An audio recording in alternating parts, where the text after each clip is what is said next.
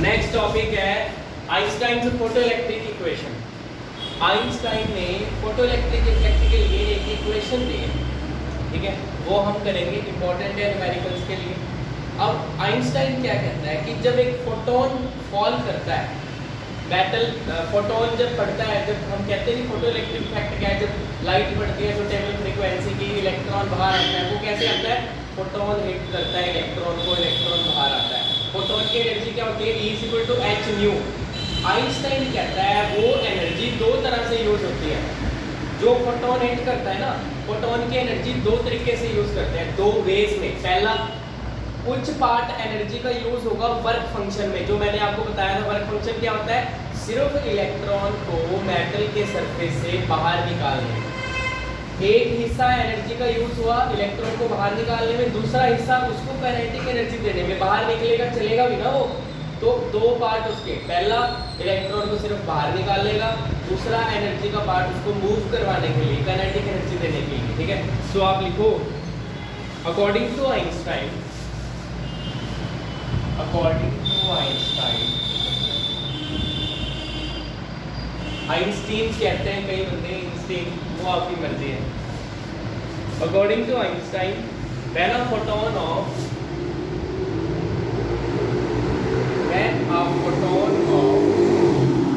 energy h nu falls over metal surface, falls over metal surface,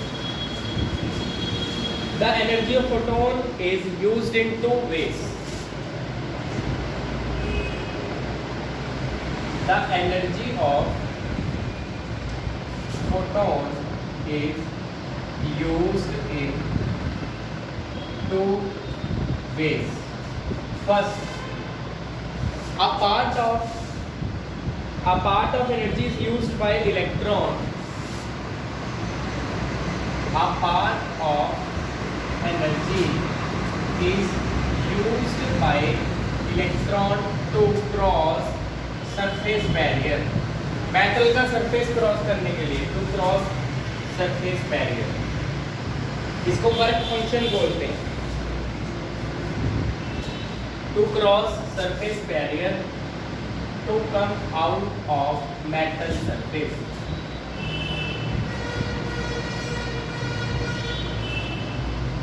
This part is known as, this part of energy is called work function. Is called work function. Electron को सिर्फ बाहर निकालने के लिए phi not से इसको denote करते हैं। रिमेनिंग पार्ट यूज होगा इलेक्ट्रॉन को काइनेटिक एनर्जी प्रोवाइड करने के लिए।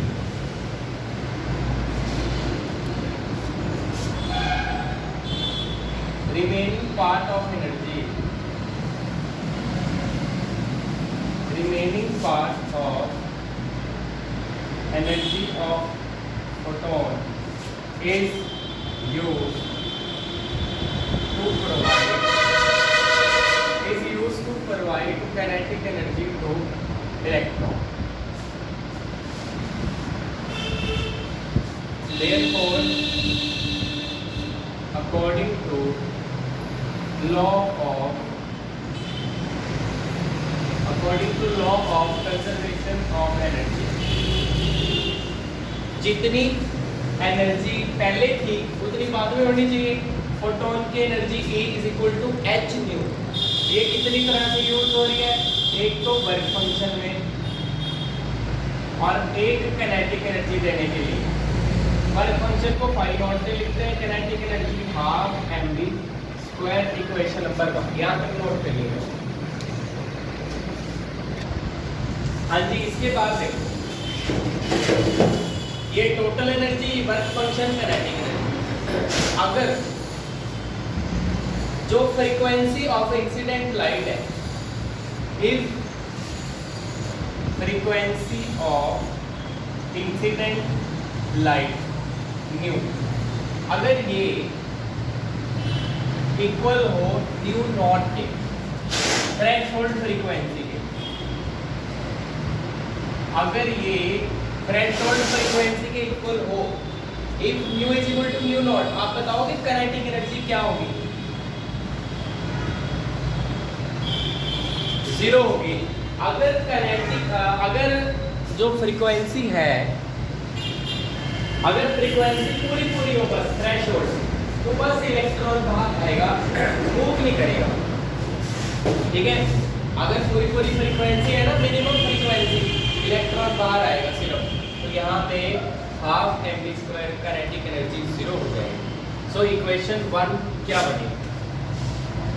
इक्वेशन 1 बिकम्स, देखो h न्यू की जगह nu naught is equal to phi naught plus 0। तो यहाँ से हमारे पास फाई नॉट की वैल्यू आ गई कि जो वर्क फंक्शन है वो h न्यू नॉट के इक्वल होता है। Work function h nu naught मतलब वर्क फंक्शन एक ऐसी एनर्जी है जो थ्रेशोल्ड फ्रीक्वेंसी को कोरेस्पॉन्ड कर रहा है। ये थ्रेशोल्ड फ्रीक्वेंसी को कोरेस्पॉन्ड कर रहा है, समझ गए आप? इसको वापस पुट कर दो 1 में, वर्क फंक्शन की वैल्यू आ गई ना, इसको 1 में पुट करो। Equation 1 becomes,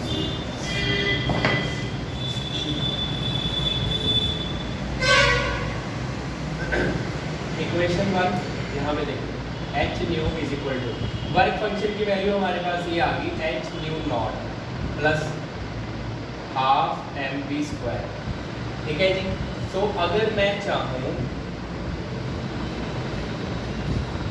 h nu not इस तरफ ले आई तो काइनेटिक एनर्जी हमारे पास कितनी आ गई? Half mv² is equal to h nu minus h nu naught. Equation number 3, this equation is called Einstein's photoelectric equation.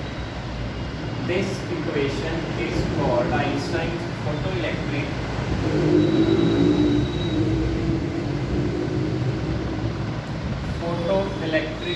equation। ये टॉपिक यहाँ पे खत्म होता है।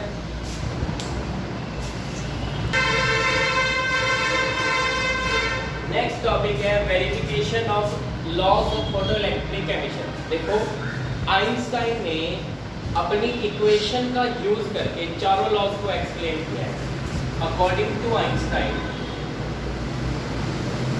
अभी मैंने आपको इक्वेशन लिखवाई, half mv² is equal to h nu minus h nu naught. होता है ऐसे, बंद देने की जरूरत है, ऐसे होता है ना। अब पहला लॉ, फर्स्ट लॉ क्या है? फर्स्ट लॉ है कि थ्रेशोल्ड फ्रीक्वेंसी मिनिमम फ्रीक्वेंसी है, उसके नीचे फोटो इलेक्ट्रिक इफेक्ट पॉसिबल ही नहीं। तो अगर मान लो कि जो इंसिडेंट लाइट की फ्रीक्वेंसी है, if frequency of incident light is less than threshold,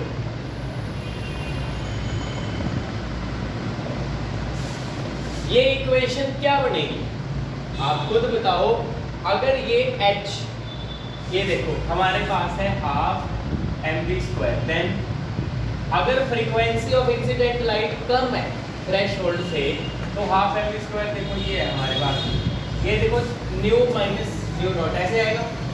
ये तो छोटा है, छोटा नंबर माइनस बड़ा नंबर नेगेटिव, तो हाफ mv² आ गया नेगेटिव।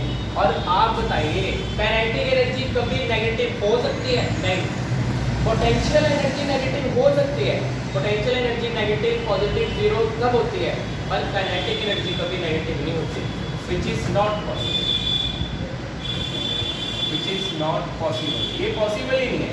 इसका मतलब अगर फोटो इलेक्ट्रिक इफेक्ट करवाना है तो मिनिमम फ्रीक्वेंसी थ्रेशोल्ड तो चाहिए। Therefore no photo electric effect is possible, no photo electric effect is possible if frequency is less than threshold. Threshold के नीचे कोई पॉसिबल ही नहीं है। दूसरा क्या होता है कि जितने फोटो इलेक्ट्रॉन्स बाहर आ रहे हैं वो लाइट की इंटेंसिटी पे डिपेंड कर रहा है। बहुत सिंपल है, ये मैंने आपको पहले भी बताया कि एक फोटोन एक इलेक्ट्रॉन को एमिट करता है, one photon emits one electron. एक फोटोन एक इलेक्ट्रॉन को निकाल रहा है, मतलब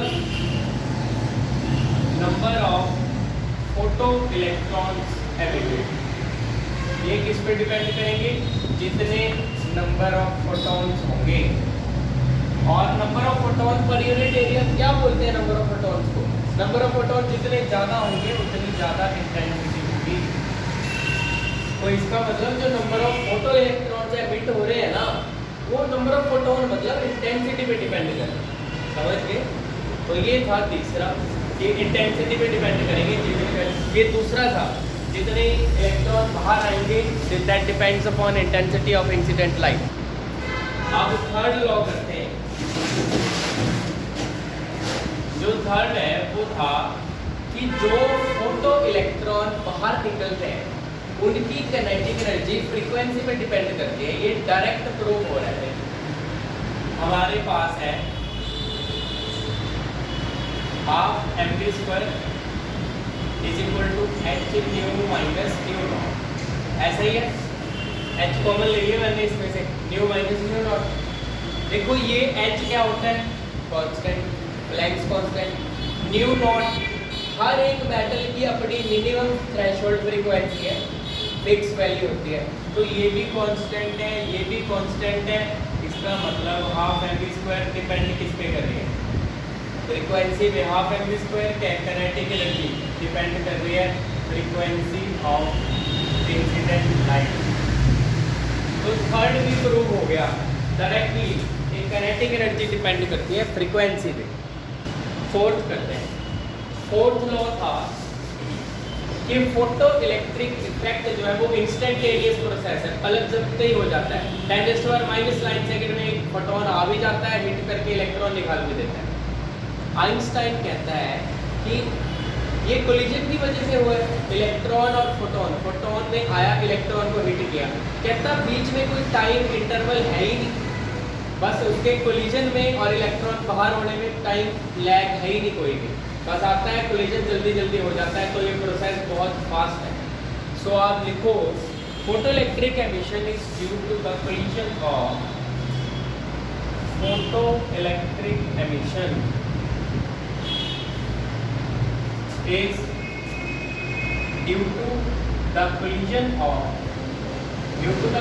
of photon and electron। एक कोलिजन की वजह से है, फोटोन का कोलिजन इलेक्ट्रॉन के साथ।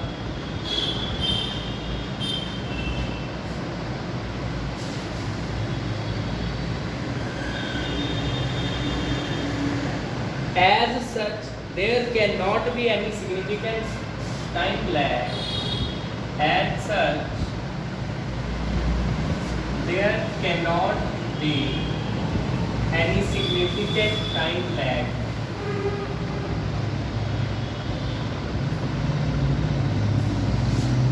between incidence of photon and emission of electron.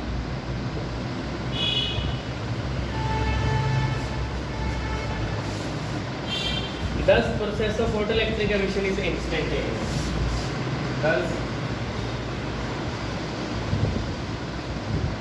process of photoelectric emission, process of photoelectric emission is instantaneous.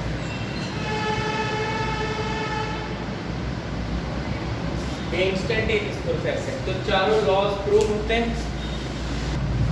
Next topic करते हैं particle nature of light. Light wave तो है ही है। लाइट एक वेव है, लाइट एक डिस्टर्बेंस है, ठीक है। तो लाइट वेव तो है पर उसके अंदर पार्टिकल है, उसके अंदर पार्टिकल नेचर भी है। वो कैसे पता चला हमें? फोटो इलेक्ट्रिक इफेक्ट से, क्योंकि ये मेटल सरफेस है, लाइट आती है, इलेक्ट्रॉन बाहर निकलते हैं। इलेक्ट्रॉन बाहर कैसे निकला है? इलेक्ट्रॉन एक मटेरियल ऑब्जेक्ट है। अगर एक मटेरियल ऑब्जेक्ट को दूसरे मटेरियल ऑब्जेक्ट ने हिट किया तभी तो वो बाहर आया। मतलब लाइट जो है ना, रेडिएशन जो है पार्टिकल से मिलके बनी है। पैकेट्स ऑफ एनर्जी होते हैं लाइट के अंदर, जिसको बोलते हैं फोटोन। समझ गए? सो आप स्टार्ट करो। Photo electric effect, photoelectric effect successfully explains successfully explains the particle nature of light. The particle nature of light. When radiations interact with matter, electrons get ejected. Electron निकलते हैं ना, electrons get ejected. Therefore, the radiations behaves. Therefore, the radiations behaves as if the radiations behave as if it is made up of particles like packets of energy called photons. जो light है वो photon से मिलके बनी है, energy के packets हैं. Thus dual nature of radiation was established. Thus dual nature of radiation was established.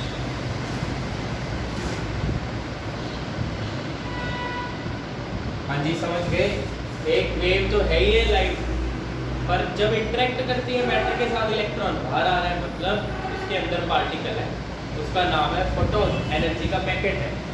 और एनर्जी ऑफ फोटॉन्स कितनी होगी?